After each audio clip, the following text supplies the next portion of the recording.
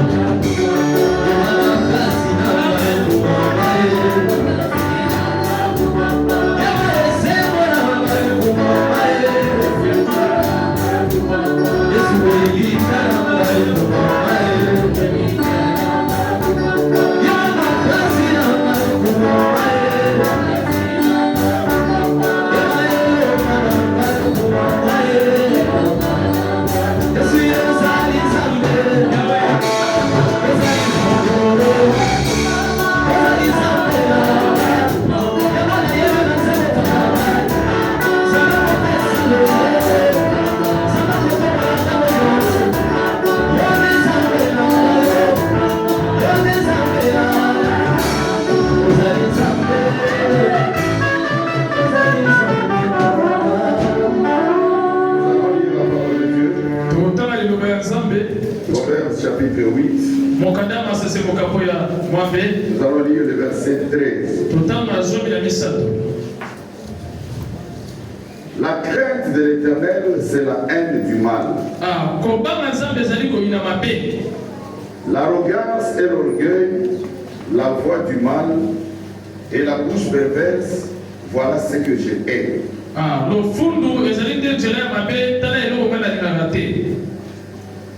Parole du Seigneur. Avec bien Proverbes chapitre 8, verset 13.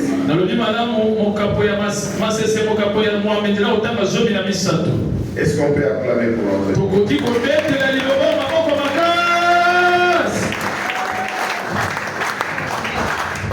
Là, on a acclamé pour l'interprète. Est-ce qu'on peut acclamer?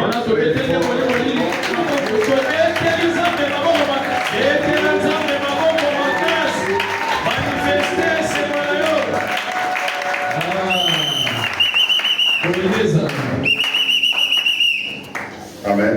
Amen. Est-ce que nous sommes dans la joie ce matin? Est-ce que nous allons penser à la carte de ce matin?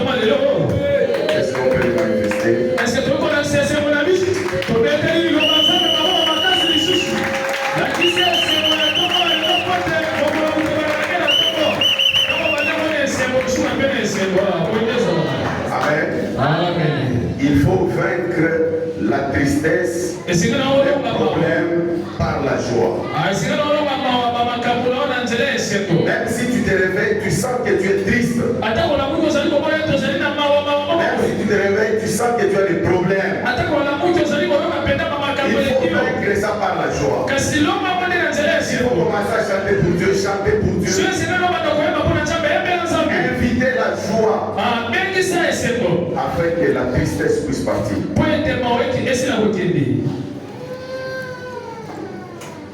Le verset que nous venons de lire nous dit que la crainte de l'Éternel, c'est la haine du mal. Nous allons rappeler les sujets du vendredi passé.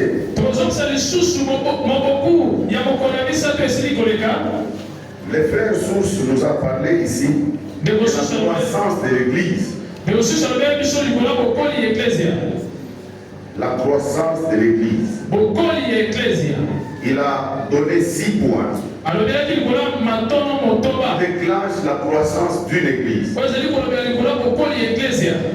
Le premier point, il a dit que nous devons avoir un même cœur et une seule âme. Le deuxième point, il a dit que nous devons évangéliser. C'est-à-dire faire les suivis, faire des visites de maison. Le troisième point, il a parlé des enseignements que nous donnons à l'Église. Le quatrième point, il a parlé de la prière. Le cinquième point, il a parlé des miracles et des prodiges.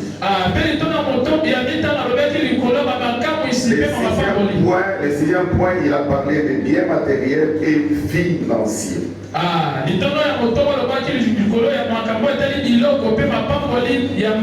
Ce sont les points qu'il a donnés pour la croissance d'une Église.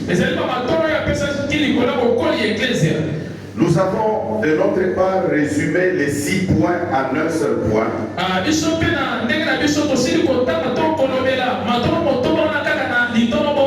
Le seul point qui est la crainte de l'Éternel. C'est-à-dire que pour faire le premier point,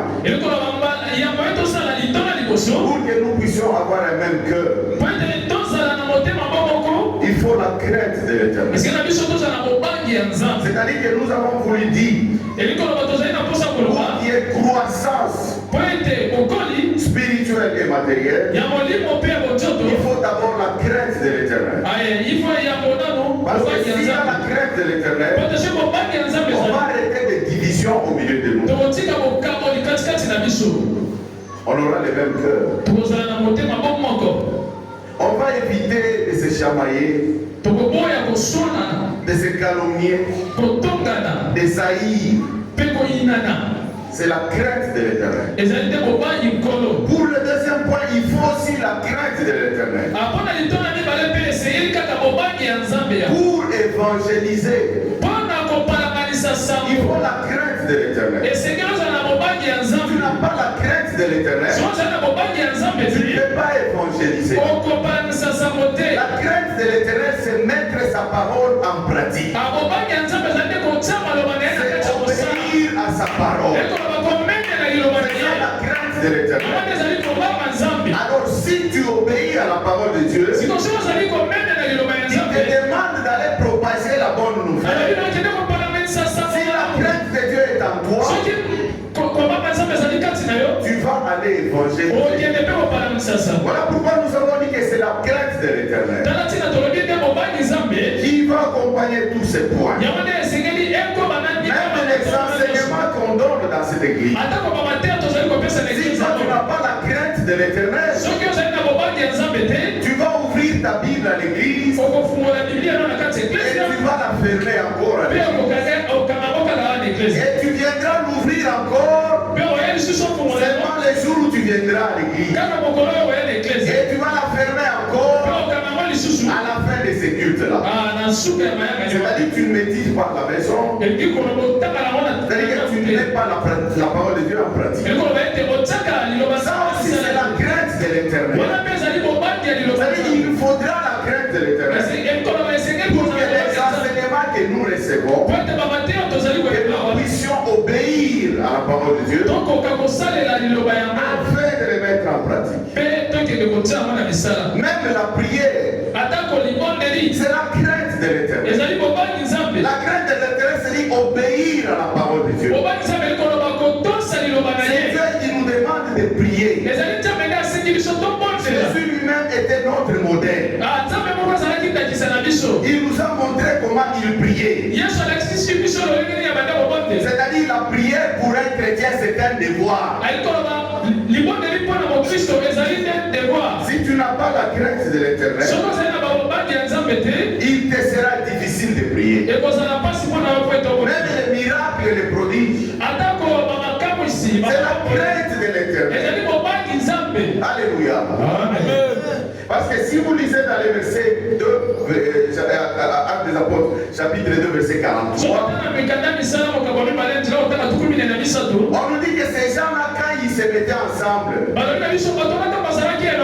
même quand ils réunissaient leurs biens ensemble, la crainte de l'Éternel était au milieu d'eux. Il y avait la crainte de l'Éternel au milieu d'eux. Alléluia.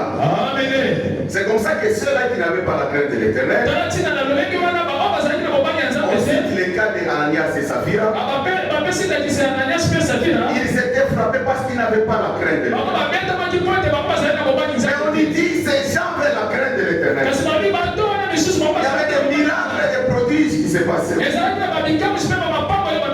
La crainte de l'Éternel à l'église, c'est tout le monde. En commençant par les pasteurs, les prédicateurs, les officiants, les modérateurs, les intercesseurs, les gens du protocole, les fidèles, tout le monde, il faut la crainte de l'Éternel. Même les biens matériels et financiers, pour donner quelque chose à l'église, il faut la crainte de l'Éternel. La crainte de l'Éternel. Si tu n'as pas la crainte de l'Éternel, peut-être tu as de l'argent sur toi, mais tu as un billet de 50, quoi. C'est 50 quoi. 50, les petits billets. 50 francs. Et tu as encore de l'argent. Tu as peut-être 1000 francs ou 500 francs. Mais tu vas choisir seulement les billets de 50 francs et tu vas mettre.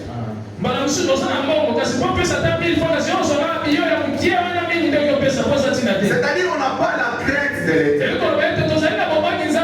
Et même pour soutenir l'œuvre de Dieu, il faut la crainte de l'Éternel. Nous, on ne va pas vous obliger de donner de l'argent. Vous allez donner de l'argent de la façon dont vous avez résolu chez vous à la maison. Et vous allez donner avec le choix. Mais pour donner aussi avec le choix, il faut la crainte de l'Éternel. Alléluia. C'est-à-dire quoi? S'il n'y a pas la crainte de l'Éternel, il n'y aura pas aussi croissance spirituelle ou numérique de l'Église. Est-ce qu'on est d'accord? S'il n'y a pas la crainte de l'Éternel, il n'y aura pas la croissance spirituelle au milieu de nous. Il n'y aura pas aussi la croissance numérique au milieu de nous. S'il n'y a pas la crainte de l'Éternel au milieu de nous, c'est-à-dire que nous travaillons en vain. Même les enseignements que nous donnons, les gens n'ont pas la crainte de Dieu. Et c'est un problème. Et vous le trouvez même au milieu des serviteurs de Dieu, au milieu des intercesseurs, au milieu des gens de protocole, au milieu des gens de l'écoutine. Tous ces gens-là qui travaillent à l'église, ils n'ont pas la crainte de l'Éternel. Mais comment est-ce que les gens viendront à l'église s'ils trouvent qu'en vous, il n'y a pas la crainte de l'Éternel? C'est un problème. Même toi, fidèle, comment est-ce que ton mari viendra à l'église? Parce que les frères avaient parlé de la croissance. Nous ne sommes pas entrés encore dans notre sujet de Comment est-ce que ton ton mari viendra à l'église? S'il n'y a pas la crainte de l'éternel, comment est-ce que ta femme viendra à l'église? S'il n'y a pas la crainte de l'éternel, comment est-ce que tes enfants viendront à l'église? S'il n'y a pas la crainte de l'éternel, comment est-ce que tes parents viendront à l'église? S'il n'y a pas la crainte de l'éternel, tu n'obéis pas tes parents. On t'envoie, tu refuses. Tu es prêt même à les insulter. Quand tu penses que ces parents-là, un jour, ils pourront venir prier, c'est la crainte de l'éternel qui amène la croissance. C'est la crainte de l'éternel qui est le moteur de la croissance spirituelle. Qui finira par déclencher la croissance numérique. Bien aimé dans ce monde, il y a des églises qui ont besoin d'abord de la croissance numérique.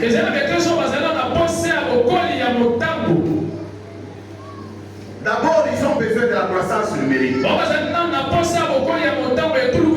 Nous ne sommes pas dans cette catégorie. Nous commençons d'abord par la croissance spirituelle.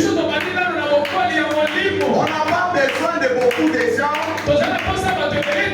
qui ne connaissent pas Dieu. Nous avons besoin de peu de gens qui connaissent Dieu. Et nous avons aussi besoin de beaucoup de gens qui connaissent Dieu. C'est-à-dire que si nous avons beaucoup de gens, il faut que ces gens-là connaissent Dieu. Si nous avons aussi peu de gens, il faut que ces gens-là connaissent Dieu. Il y a des gens qui cherchent d'abord la croissance numérique, qui y ait beaucoup de gens à l'église, afin qu'on puisse donner aussi beaucoup d'argent.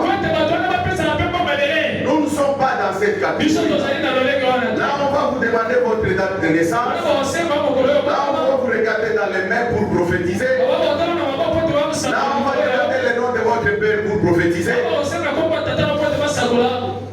Et les gens courent derrière. Là où il y a des foules. Mais il faut suivre d'abord la parole de Dieu. Parce que c'est la parole de Dieu qui amène au ciel. Il y a des gens qui font même des faux miracles.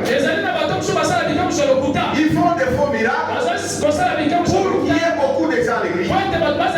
Voilà pourquoi j'ai parlé des églises qui privilégient d'abord la croissance numérique.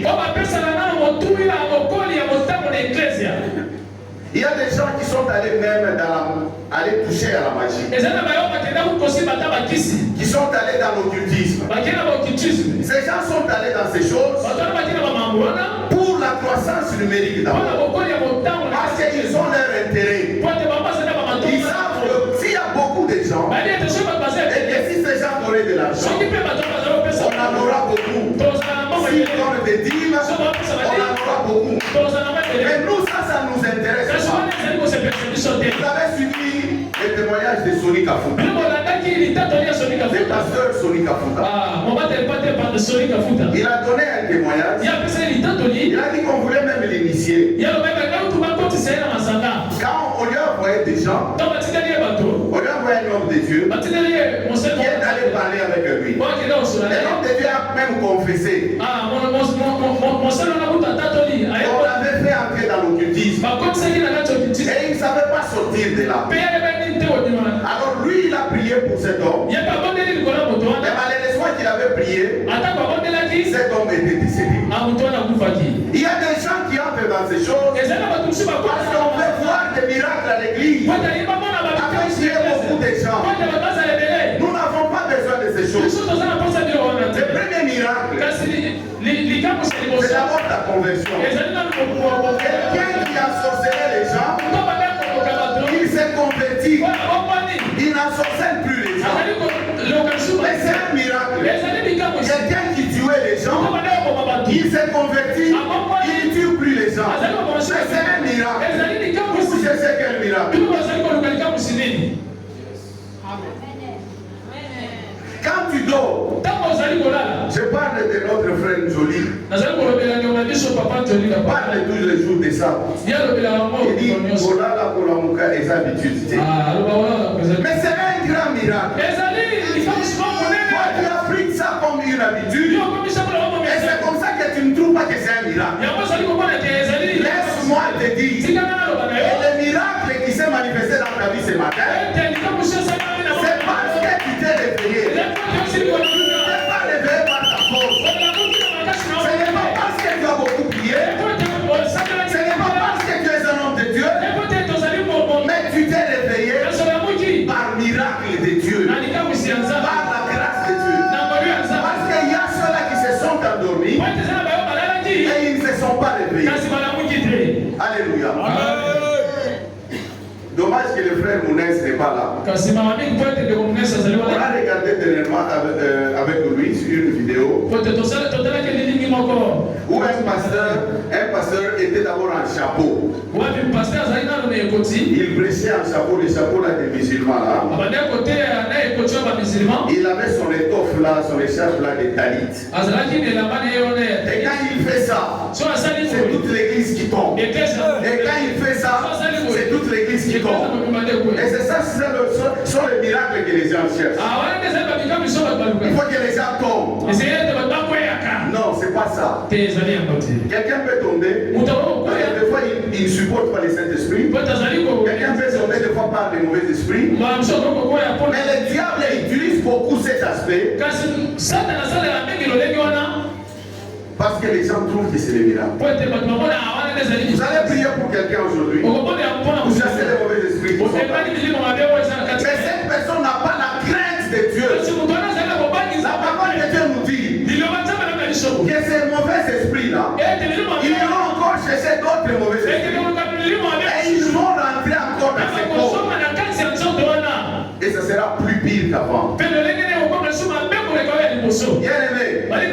laissez les miracles de Dieu venir. On ne force pas les miracles de Dieu. On ne force pas les miracles de Dieu. Quand vous êtes les suiveurs des miracles, je vous donne un conseil. Vous allez regretter un jour. Vous connaissez Béni Hill? Vous connaissez cet évangile, ce pasteur-là? Oui, hein? Je connais. Hein? On les connaît. Pas Hill. Nine, je crois. Béni Nine, pas Béni Hill. Vous pouvez taper sur internet, vous verrez. Cet homme de Dieu-là, c'est parmi les gens qui sont venus avec l'évangile de la prospérité. C'est-à-dire qu'il fallait faire des miracles. Lui, il prenait sa veste. Il va vous suivre tout le monde là. Il va faire tomber toute l'église. Et les gens vont voir, c'est sensationnel. Et quand ils demandent de l'argent, les gens donnaient beaucoup d'argent. Ces messieurs-là, ils prenaient des chambres à l'hôtel qui coûtaient $25,000 par nuit. Il avait beaucoup d'argent. Mais un jour, Dieu a touché son cœur pour qu'il puisse se repentir. Allez lire sur internet. Tapez la repentance de Bénini. Et il a reconnu que ce qu'il faisait là, c'était du faux. Il prédisait, il donnait même la date pour la fin du monde. Qui ne se réalisait pas. Il a donné des prophéties sur Fidel Castro qui ne se sont même pas réalisées. Et les gens étaient très nombreux. Lui, il avait besoin de la croissance numérique pour avoir de l'argent. Mais il s'est repenti. Il a demandé pardon. Il a dit qu'il ne demandera plus de l'argent de cette façon-là. Alléluia. Alléluia. Donc nous devons faire très attention. Nous devons faire très très attention.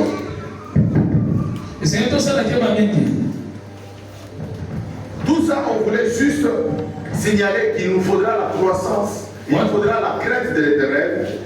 Pour la croissance de notre église. Ce n'est pas quand on va vous faire sortir les animaux dans les corps. Ce n'est pas quand on va vous dire qu'il faut sortir de votre corps.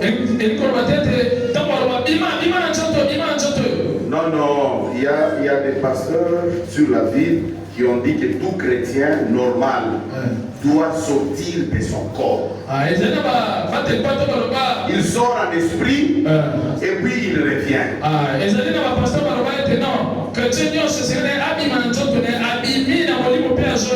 Et il y a même un qui a même dit à son église, il a dit, vous par exemple, il y a d'autres personnes qui ne peuvent pas permettre de sortir parce que si vous sortez, vous ne saurez même pas revenir.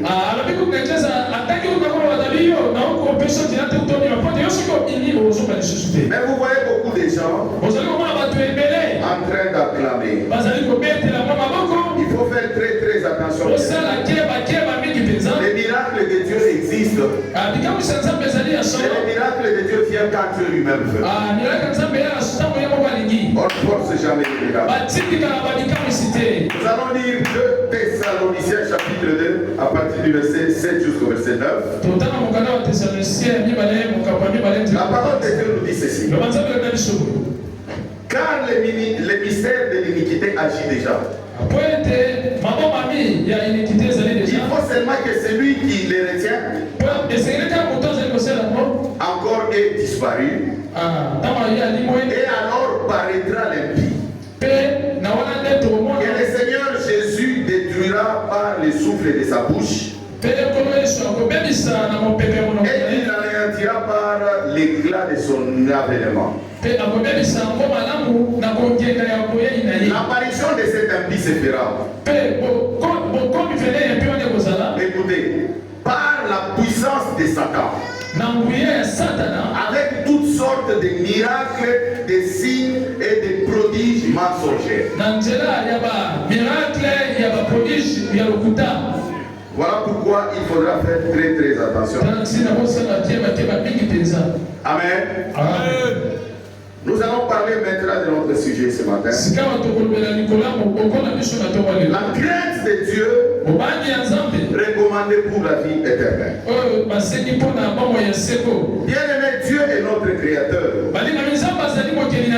Il est tout pour nous. C'est notre papa. Dieu c'est notre papa.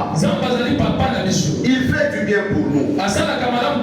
Il nous nourrit. Et des fois quand nous faisons des erreurs, nous allons nous repentir auprès de lui. Et il nous pardonne. Il a des projets pour nous.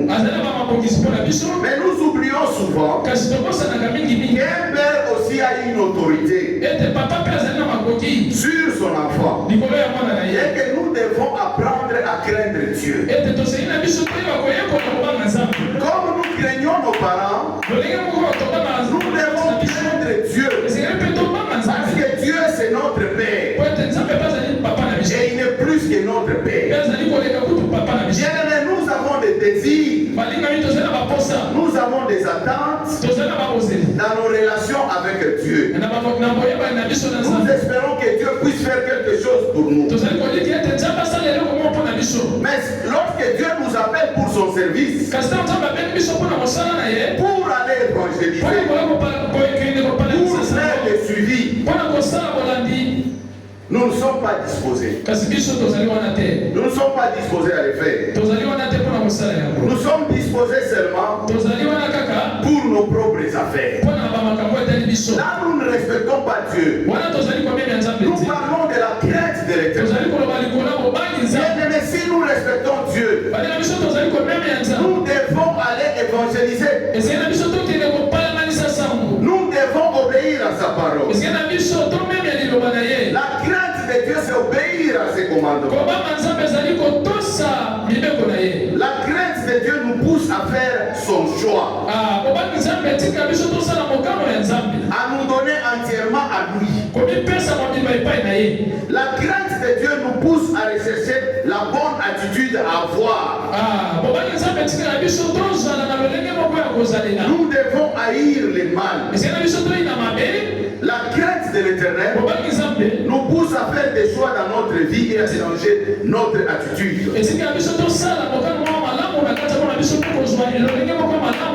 Nous devons nous soumettre à la volonté de Dieu. Nous devons obéir à notre Dieu. Pour marcher avec Dieu, il faut sa parole. Il faut obéir à sa parole. 1 Pierre chapitre 2, à partir du verset 17 jusqu'au verset 18. 1 Pierre chapitre 2, à partir du verset 17 jusqu'au verset 18. La parole de Dieu nous dit: honorez tout le monde. Honorer tout le monde. Bien aimé, même pour honorer les gens, il faut la crainte de l'Éternel. Honorer tout le monde. Aimer les frères. Craignez Dieu. Honorer les rois. Serviteurs. Soyez soumis en toute crainte à vos maîtres. Non seulement à ceux qui sont bons et doux, mais à ceux qui sont d'un caractère difficile.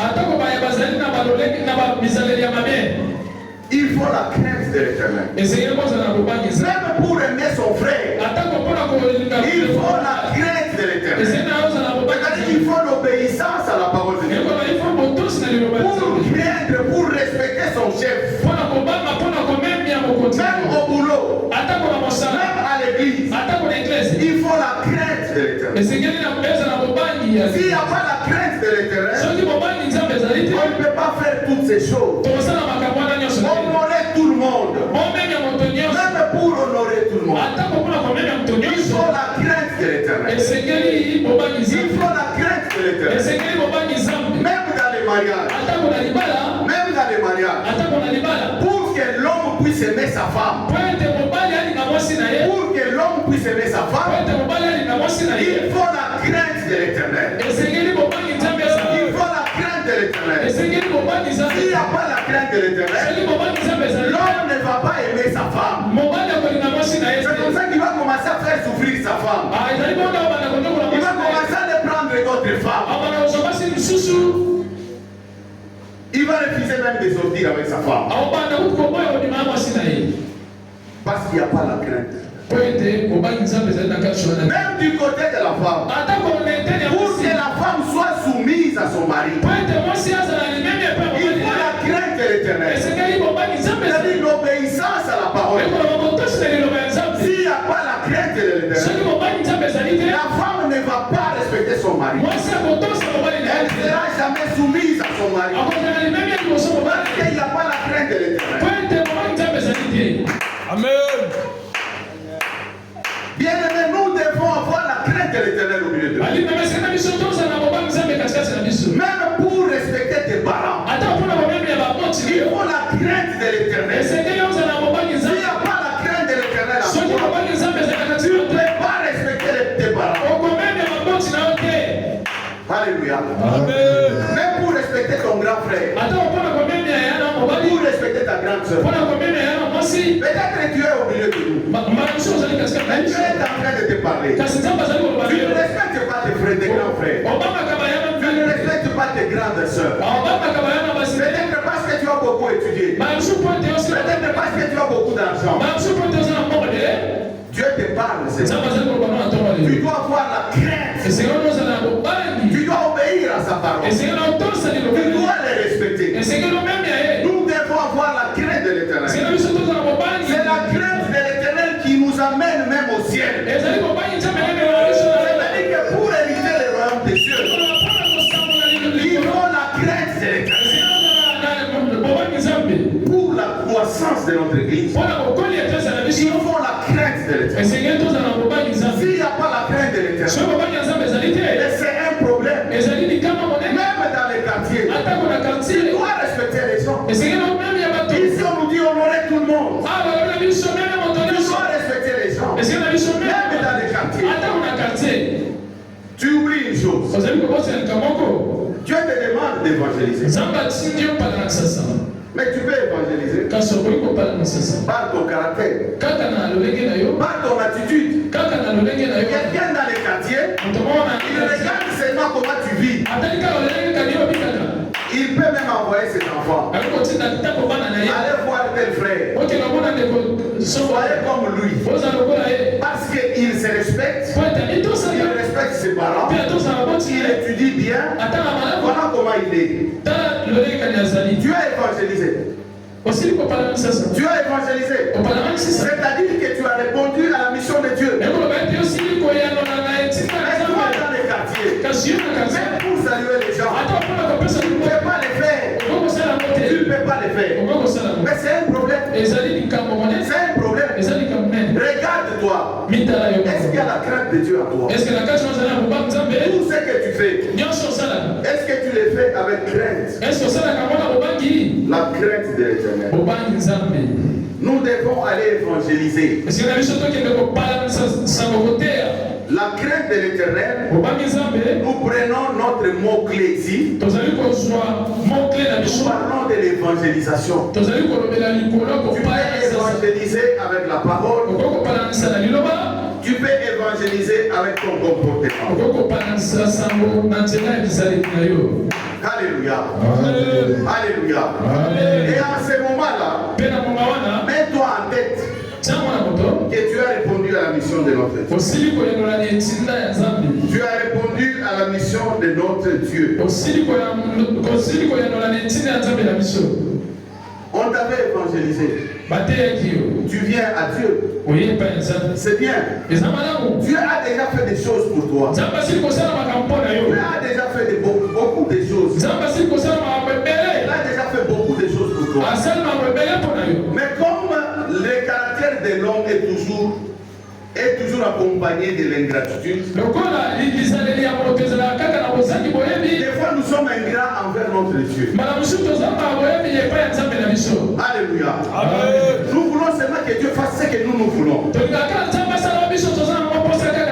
Mais Dieu va faire ce que lui fait pour nous. Il a préparé pour nous. Alléluia. Amen. Regarde maintenant. Le Seigneur t'a demandé d'aller évangéliser. On commence par le conducteur de cette église. On descend au niveau des prédicateurs. Combien de personnes vous avez déjà évangélisé? Et ces gens-là ont reçu Jésus-Christ dans leur vie. Et que ces gens-là sont venus même prier avec nous. Nous descendons au niveau des modérateurs.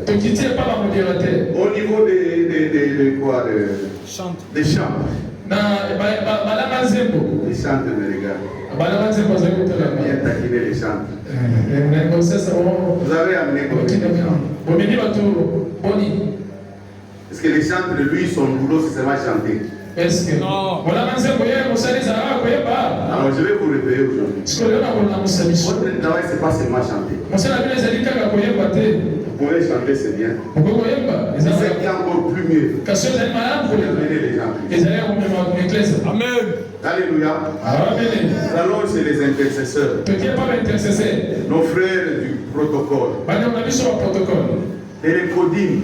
L'entité des papas, l'entité des mamans. Je parle individuellement pour les gens. Je ne vois pas les groupes. On ne te met pas dans les groupes pour dire que notre groupe a déjà gagné quelque chose. Non, moi je... Toi individuellement.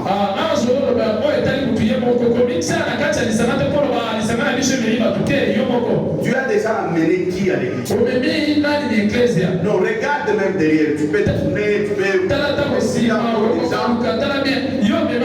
amené qui à l'église?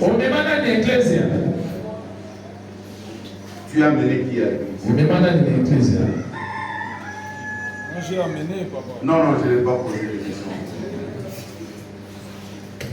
Tu as mené qui à l'église? Parce que sinon on va commencer à tout le monde ici. Non. Moi je parle d'une façon générale parce que Dieu est en train de parler.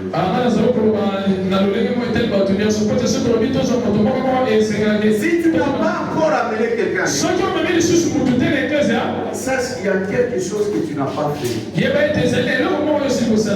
t'a demandé quelque chose que tu ne veux pas. Mais toi tu demandes beaucoup de choses à Dieu. Tous les jours. Si on se met ici, on dit qu'on commence à demander des choses. Si on a amène même des camions ici, on va même... on va les remplir avec nos requêtes. Vous voyez que nous demandons beaucoup de choses à Dieu. Mais lui, il nous demande une seule chose, d'aller propager la bonne nouvelle.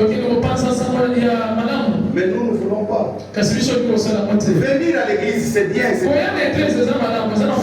c'est bien. Laisser comme nous prêchons, c'est bien. Mais sauf qu'il y a une chose que tu n'as pas fait. Alors, cherche à être complet. Cherche à être complet. Et pour faire ça, c'est la crainte de l'Éternel. Bien-aimés, nous devons avoir la crainte de l'Éternel au milieu de nous. La crainte de l'Éternel au milieu de nous. S'il n'y a pas la crainte de l'Éternel, il nous sera difficile de vivre. C'est comme ça que deux fois, tu es en train de regarder ta vie. Il y a des choses qui ne marchent pas. Tu as fait beaucoup d'efforts, mais ça ne marche pas. Laisse-moi te dire, il te restait peut-être une chose. Va chercher les âmes. Va chercher les âmes. Et Dieu va répondre à ton. Il y a des choses qu'on ne demande même pas à Dieu. Mais lui-même, il le fait pour nous. Alléluia. Je vais te donner un exemple. Tu viens du boulot. Tu n'as pas demandé à ton enfant de venir prendre ton sac. Mais lui-même, il vient, il prend ton sac. Il va t'embrasser. Il t'amène au salon. Il va enlever les chaussures. Toi, tu ne lui as pas demandé ça. Il enlève même des chaussettes. Il va mettre ça dans la chambre. Il t'amène de l'eau pour boire. Tu ne lui as pas demandé ça. Alléluia. Qu'est-ce que toi tu peux faire en retour à cet enfant? Je crois que tu pourras faire même des choses que lui aussi ne t'a pas demandé.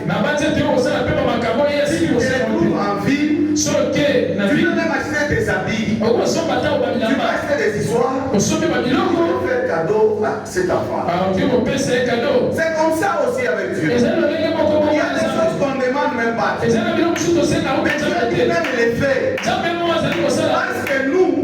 Parce que nous faisons aussi des choses pour lui. Alléluia. Je suis en train de te réveiller. Pour que les choses changent dans ta vie, il faut la crainte de l'Éternel. Là, tu vas lire dans Ecclésiaste chapitre 8, verset 12. Ecclésiaste chapitre 8, verset 12. On nous parle du bonheur. On dit que pour que tu puisses avoir le bonheur, il faut la crainte de l'Éternel. Si tu as la crainte de l'Éternel, tu auras le bonheur dans ta vie. C'est la parole de Dieu. C'est-à-dire que si tu crains tu obéis à la parole de Dieu. Cette crainte seulement t'amènera le bonheur. Proverbe chapitre 14, verset 27. On nous dit ici que la crainte de l'Éternel est une source de vie. Pour détourner des pièges de la mort. C'est-à-dire quoi? On peut t'étendre la mort. On peut t'étendre des pièges. Mais quand il y a la crainte de l'Éternel, quand il y a la crainte de l'Éternel, tu auras encore une source de vie. C'est-à-dire que tu continueras toujours à vivre. Même si on t'empoisonne, on t'amène à l'hôpital, tu as une source de vie. Une source de vie. C'est-à-dire que tu vas guérir et tu vas sortir de l'hôpital. Tu as une source de vie. Ça, c'est la crainte de l'Éternel.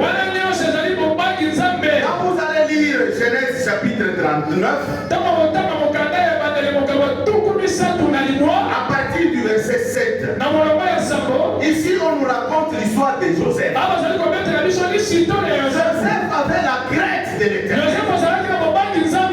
Joseph avait la crainte de l'Éternel. C'est comme ça qu'il avait refusé de prendre la femme de son maître. Cette femme avait fait le tour pour sortir avec Joseph. Elle a fait le tour pour sortir avec Joseph. Mais Joseph a refusé. Il a refusé parce qu'il avait la crainte de l'Éternel. Parce qu'il a regardé ce que son maître avait fait pour lui. Il dit non, moi je ne peux pas faire du mal. Je ne peux pas faire du mal. Quand tu refuses de faire du mal, c'est-à-dire il y a la crainte de l'Éternel. C'est-à-dire que tu obéis à la parole de Dieu. Joseph a refusé. Il a refusé. Et on l'a même arrêté injustement. On l'a même arrêté injustement. Mais si tu as la crainte de Dieu, même si on t'arrête injustement, la bonté de Dieu va te suivre. Même en prison, la bonté de Dieu va te suivre. C'est toi qu'on va mettre les chefs là-bas. Et on va te faire sortir. Parce que la bonté de Dieu sera avec toi. Toutes ces choses, c'est parce que tu as la crainte de Dieu. Bien aimé, nous devons avoir la crainte de Dieu au milieu de nous. La crainte de Dieu fera ce que nous puissions haïr le mal. Que nous puissions haïr le péché. On ne peut plus rentrer dans les péchés. On ne peut plus rentrer dans ce qu'on faisait avant. Si on vient à Christ, on va changer de vie. Même si on se retrouve au milieu des gens, ils ont toujours ce genre de pratiques. Nous ne pouvons pas entrer au milieu d'eux. Nous ne pouvons pas être avec eux. Parce que nous sommes déjà convertis. Et nous avons la crainte de Dieu. C'est seulement celui qui a la crainte de Dieu. Il dira que ça c'est mal, je ne peux pas faire. Mais si tu n'as pas la crainte de Dieu, tu seras malheureux. Parce que ici, quand tu vas lire dans Psaume chapitre 37, verset 28, ici tu verras que celui qui a la crainte de Dieu, il sera toujours heureux. Si tu as la crainte de Dieu, tu seras toujours heureux. Mais si tu n'as pas la crainte de Dieu, malgré tout ce que tu peux avoir, mais tu seras malheureux.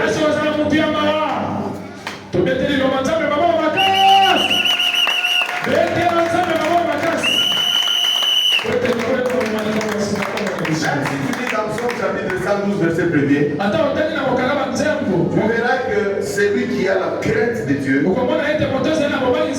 il sera heureux. Bien aimé, la crainte de Dieu nous amène que des avantages. On ne va pas lire dans la Bible. Quelque part, on nous dit si tu as la crainte de Dieu, si tu as la crainte de Dieu, telle chose va t'atteindre. Non. Même s'il y a des choses qui t'atteignent, ça peut être peut-être l'épreuve. Mais si tu as la crainte de l'Éternel, Dieu te sortira de là. C'est-à-dire la crainte de l'Éternel ne nous amène que des avantages. La crainte de l'Éternel augmente même les jours de vie.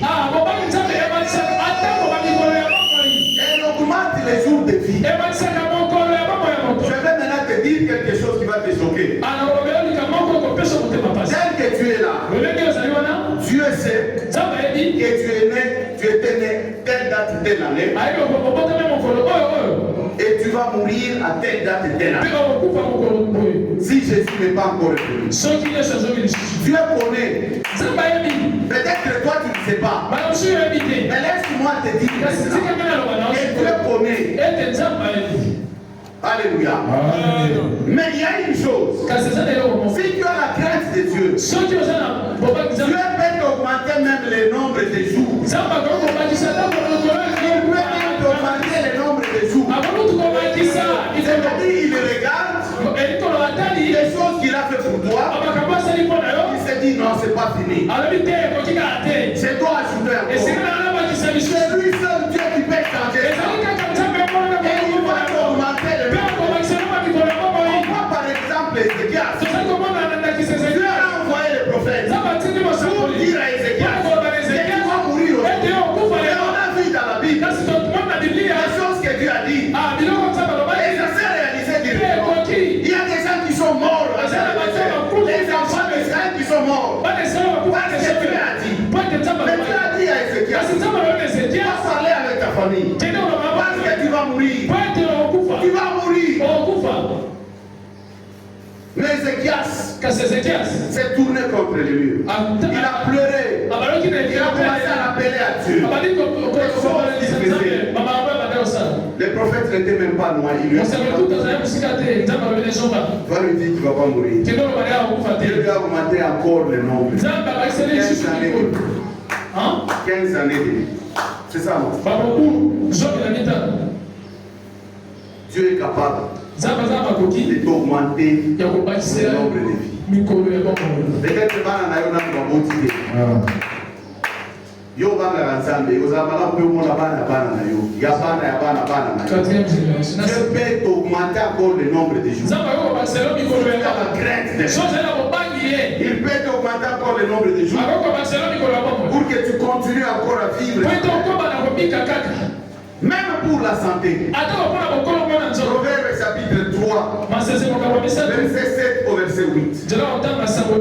Nous devons avoir la crainte de l'Éternel. Parce qu'on nous dit que c'est la santé pour les muscles. Et un rafraîchissement pour les os. Un rafraîchissement pour les os. C'est-à-dire avec la crainte de l'Éternel.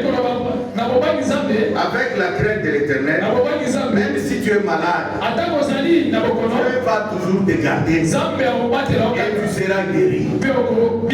Et tu seras guéri. C'est ça. Si tu as la crainte de Dieu. Il n'est pas dit que si tu as la crainte de Dieu, tu ne tomberas jamais malade. Non, tu peux être malade. Mais tu seras toujours en bonne santé. Parce que Dieu va renouveler encore la bonne santé.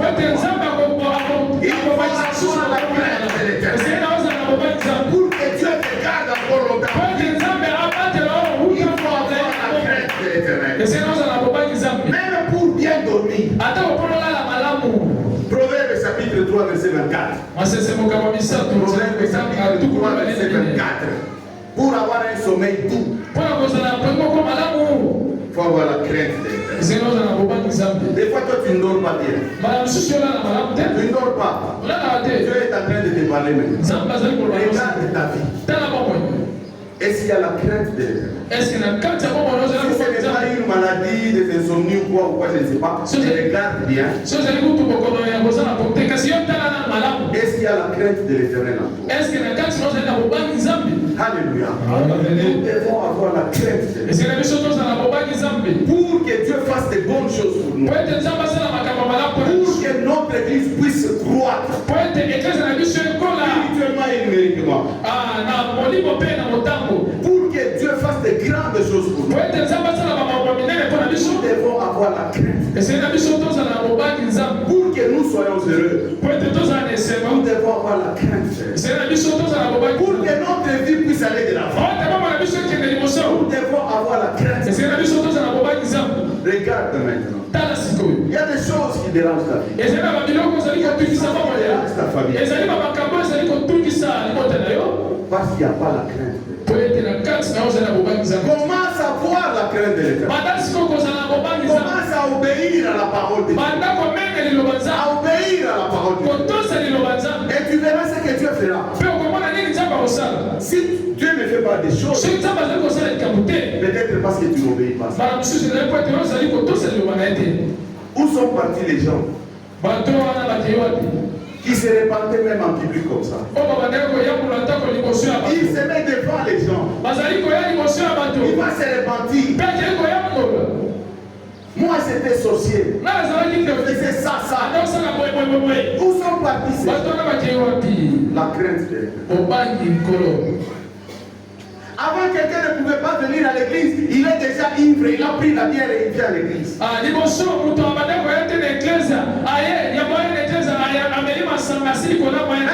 il y a des gens qui viennent. Ils sont ivres. Ils viennent à l'église. Il n'y a pas la crainte de l'Éternel. Tu viens de t'embrasser avec une fille qu'on ne te connaît même pas dans sa famille et tout ça. Tu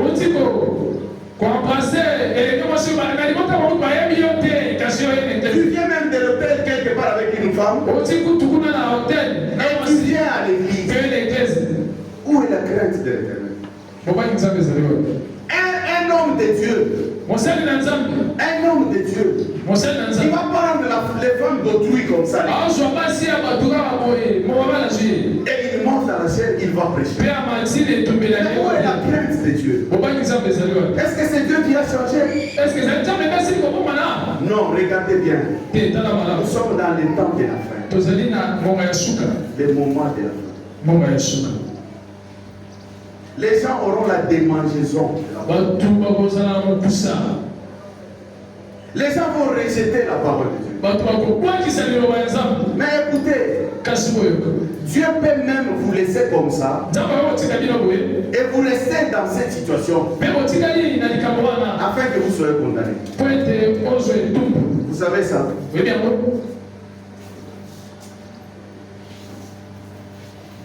Vous ne savez pas ça? On va chercher un verset. Dieu est capable. Il est capable, bien aimé. On vous a interdit des choses, mais vous ne voulez pas, vous continuez toujours à faire ces choses. 2 Thessaloniciens chapitre 2. Nous allons lire à partir du verset 10 jusqu'au verset 12. Et avec toutes les séductions de l'iniquité pour ceux qui périssent, parce qu'ils n'ont pas reçu l'amour de la vérité pour être sauvés. Écoutez, aussi Dieu leur envoie une puissance d'égarement pour qu'ils croient au mensonge, afin que tous ceux qui n'ont pas cru à la vérité, mais qui ont pris plaisir à l'injustice, soient condamnés. Amen. Alléluia. Amen. Nous sommes dans les mauvais moments. Il faut faire très attention. On ne s'amuse pas avec Dieu. Bien aimé, quand vous venez à l'église, il faut avoir la crainte de l'Éternel. Il faut avoir la crainte de l'Éternel. Peut-être que vous êtes en train de faire des choses. Vous dites qu'on ne nous voit pas. Mais Dieu vous voit. Dieu vous voit. Tout ce que vous faites, Dieu vous voit. Vous craignez les hommes au lieu de craindre Dieu. Non. Ne craignez pas celui qui tue le corps. Mais craignez celui qui tue et le corps et l'âme. Nous devons avoir la crainte de Dieu. Même si nous sommes dans un endroit caché, on ne nous voit pas là-bas. Nous devons avoir la crainte. Et quand on vient à l'église, on doit se repentir. On doit confesser. On ne peut plus quitter l'église. Rentrer, aller faire encore ces choses. Comme toi, peut-être tu es là. Tu as peut-être un plan après l'église. Aller faire des choses qui ne sont pas agréables à Dieu. Et ceci est en train de te décourager. Dieu est en train de te parler. Afin que ce que tu avais dans ta tête, pour aller faire après l'église, pour aller faire demain ou après demain, le Seigneur est en train de te parler. Que tu puisses avoir la crainte de Dieu. Que tu puisses obéir. Arrête à faire ces choses. Parce que si tu continues, tu es lui s'occupera de nous. Dieu c'est notre Père. Il peut nous punir. Les enfants d'Israël que Dieu a tués dans le désert, ce n'étaient pas les enfants d'Israël. Ce n'étaient pas les enfants de Dieu. C'est Dieu qui les avait fait sortir en Égypte. Parce qu'ils souffraient. Ils sont arrivés dans le désert. Ils ont commencé à désobéir à Dieu. Dieu les a frappés. Et ils étaient morts. Moi je ne te dis pas ici que tu vas mourir. Mais je te dis une chose. Dieu dans son amour, il est en train de te parler. Afin que tu arrêtes de faire ce que tu fais. Arrête de faire ce que tu fais. Tu n'es pas encore marié. Arrête de sortir avec les filles d'autrui. Parce que tu n'es pas encore marié. Arrête de faire ces choses-là que tu fais en cachette. Tu vas prendre le mari d'autrui. Dieu te voit. Dieu te voit. Tu es en train d'ensorceler les gens. Tu es même au milieu de nous. Tu dis on ne me voit pas. On ne me voit pas. Oui, peut-être les hommes ne vont pas te voir. Dieu dans son amour. Ali Kobimisa pour l'été. Parce que Dieu aime couvrir ses enfants. Dieu aime même les pécheurs. Mais il n'aime pas les péchés. Dieu veut te couvrir. Afin que quand tu écoutes la parole de Dieu, que tu abandonnes avec la société. Mais parce que toi tu ne veux pas écouter, fais attention. Moi j'ai vu un sorcier à Koufi. Zone de zone pour là.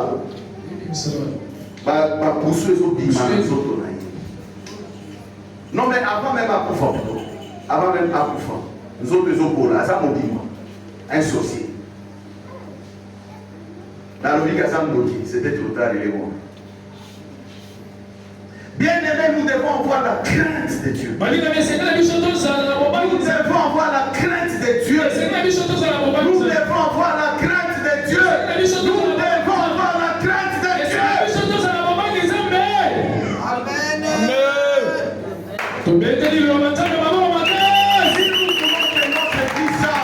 Si nous voulons que notre puissance, si nous voulons marcher avec Dieu, si nous voulons que Dieu puisse nous couvrir, si nous voulons être heureux, il nous demande une chose, juste craindre sa parole, c'est-à-dire obéir à sa parole, c'est-à-dire mettre sa parole en pratique.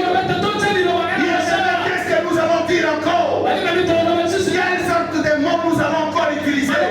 Quelle sorte d'instrument nous allons utiliser pour parler? Afin que les enfants de Dieu puissent comprendre. Bien-aimés, nous parlons de la part de Dieu. Nous parlons de la part de Dieu. Il faut qu'il y ait la crainte de Dieu au milieu de nous. Il faut qu'il y ait la crainte de Dieu au milieu de nous. À partir de la quête jusqu'en bas, nous devons voir la crainte de Dieu. Nous devons voir la crainte de Dieu. Nous devons marcher avec la crainte de Dieu. Nous devons dormir avec la crainte de Dieu. Partout là où nous devons passer, nous devons voir la crainte de Dieu.